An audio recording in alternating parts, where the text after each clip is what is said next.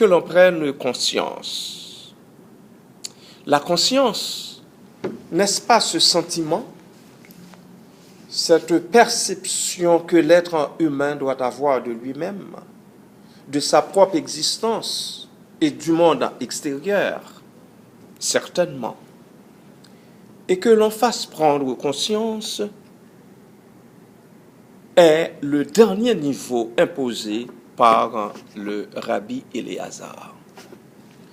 Du savoir, il commande du faire savoir, et de celui-ci, il impose le faire prendre conscience.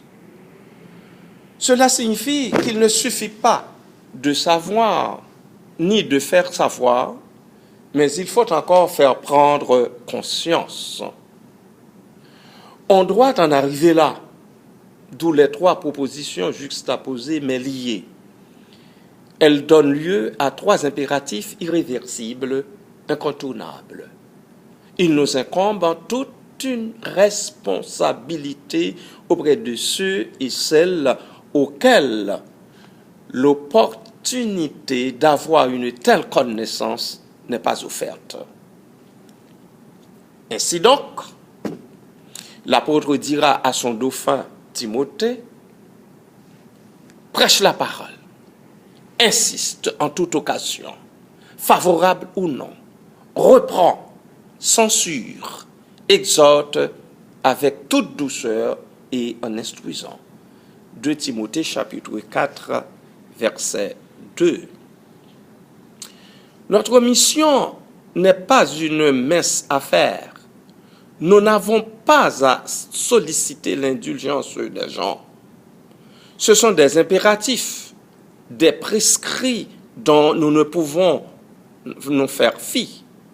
Nous sommes responsables de réveiller la conscience endormie de tout cela que nous côtoyons, quelle que soit l'occasion. Dieu aime tous les humains tels qu'ils sont. Nous ne saurions nous arroger le droit de négliger un seul de ces petits. On nous intime l'ordre d'insister, d'encourager. Alors nous insistons et nous encourageons à faire le choix ultime, le meilleur de tout cela qui s'étale sous nos yeux.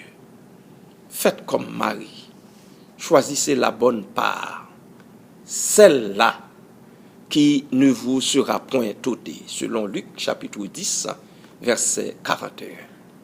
N'oubliez pas de nous asseoir au pied du Maître pour apprendre, afin de savoir, pour faire savoir aux autres et leur faire prendre conscience.